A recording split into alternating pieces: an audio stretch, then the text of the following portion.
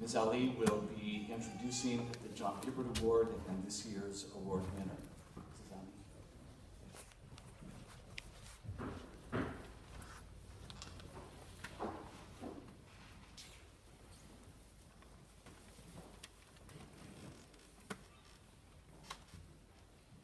Good morning to you all.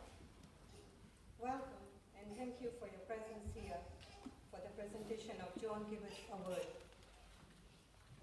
Before I proceed, I'd like to acknowledge the other members of the United Nations Association's Vancouver chapter, our co-presidents, Tanya Smith and Courtney Sito, our board members, Betsy George, George Somerville, and I'm honored to also welcome our honorary patron, Maurice Copiton, and the past board member, Tama Copiton.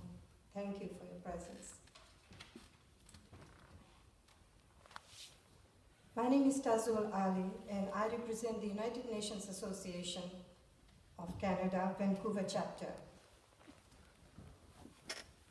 On October 24th is the United Nations Day, and to celebrate this day, United Nations Association's Vancouver chapter collaborates with the Unitarian Church to present the George Gilbert Award.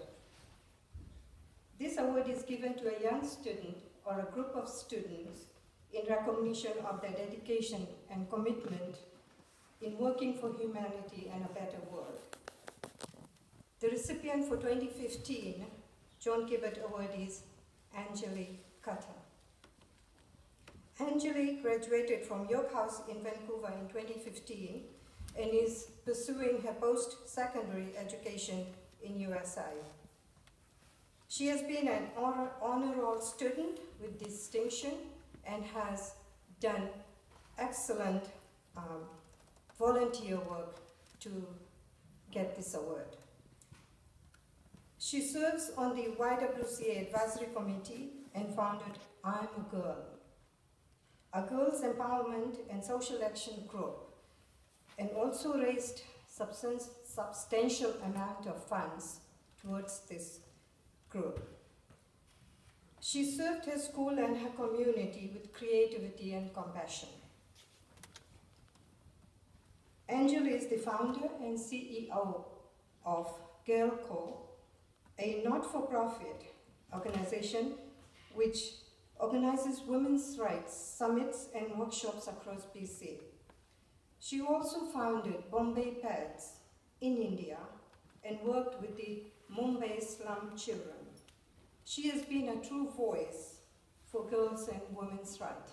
She has done many volunteer works in other organizations, and I'm not going to comment on that. I'll let Anjali talk about that herself.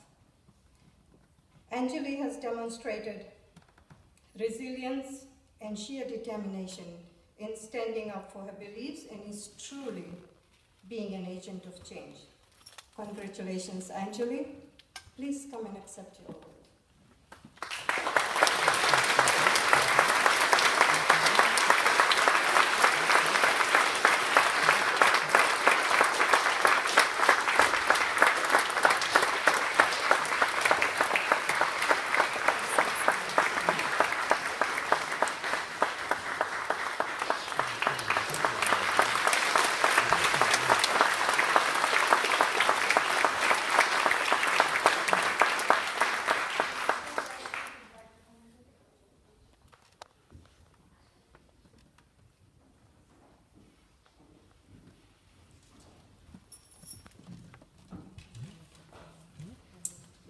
Hello, my name is Anjali, and I am 18 years old from Vancouver, BC.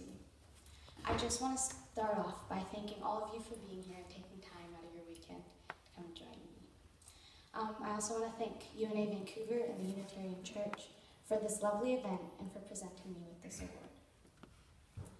Awards like these are not the reason I do the things I do, but they give me hope in that the community I live in understands the importance of my work and also understands the importance of the cause I am championing for. In a sense, giving the issues of gender equality and empowerment the validation and the credibility they deserve. The United Nations Association of Vancouver's work with educating young people through awareness building is integral in crafting a brighter future for the local community. So I just wanted to reiterate how thankful I am for the work they do. I also want to thank my parents, despite how much I grumble and groan when they tell me to clean my room. They're the reason I am able to stand here, and their lessons and beliefs are the reason I've chosen to dedicate a part of my life to improving the lives of those who live in my community and beyond. A final thank you goes to all the teachers and mentors who have helped me along the way.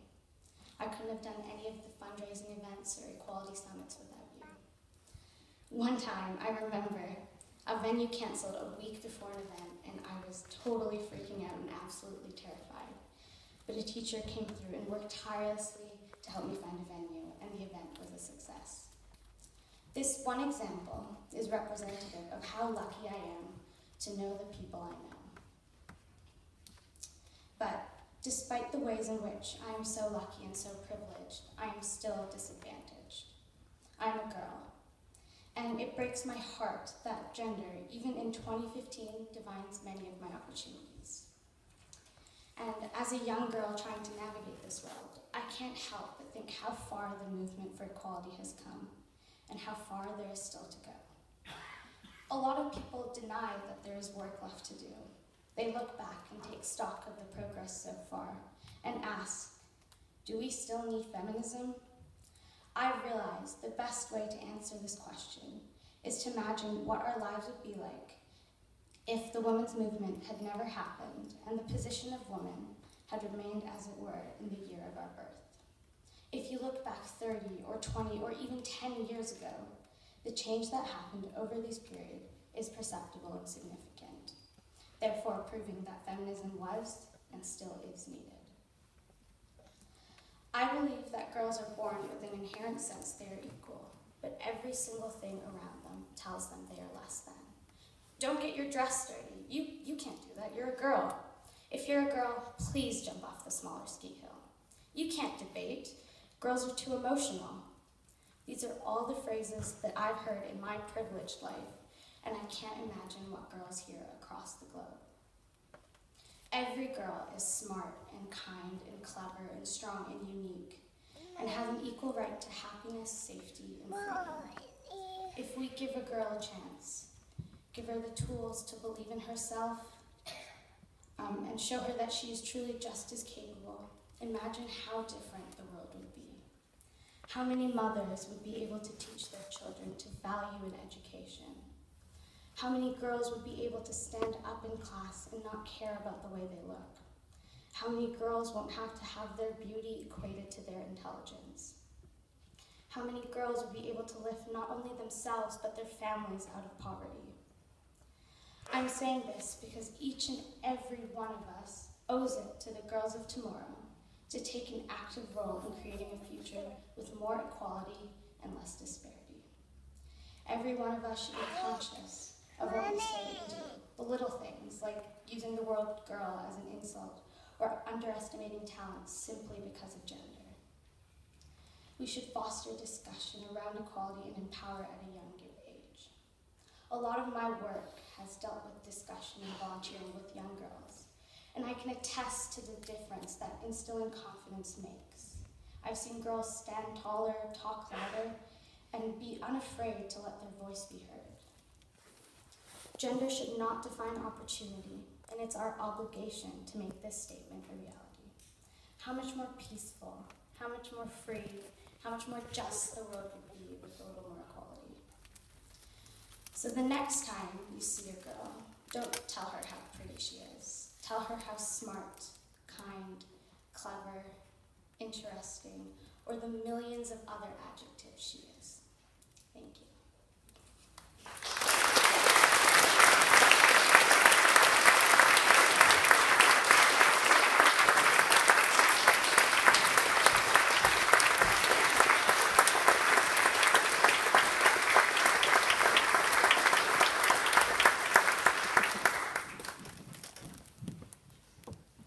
just got to thank you so much. Your family should and must be very, very proud. For over a decade now, I've spoken many times from this pulpit about the United Nations. I've talked about our nation's significant role in helping to found the United Nations 70 years ago at the San Francisco Conference. I was thrilled to learn of the crucial contribution of a Canadian judge and legal scholar to the drafting of the Universal Declaration of Human Rights in 1948. And I've been impressed and proud of Canada's multilateral record in peacekeeping, the International Criminal Court, the Ottawa Treaty on banning landmines, and other substantial ways that our country has contributed to world affairs through active participation in the United Nations. However, for over a decade, I also have lamented with you over Canada's ebbing influence in the UN, of how our role there has lately come to be seen as not even controversial. It's been irrelevant. Step by step over the years, our government's weird unilateral foreign policy, its antipathy to international institutions, have made no difference to the United Nations. Instead, it locked us out of a seat in the Security Council and made us of no consequence in numerous international political, humanitarian, and peacekeeping efforts. And then just last week, like in a dream, it looks as though all that may change. I think we've just passed through a long-needed, honest look at ourselves, who we are, and what we can once again become. And we're on the cusp of rediscovery. Though extensive in size, we're a modest nation with modest budgets and a small military.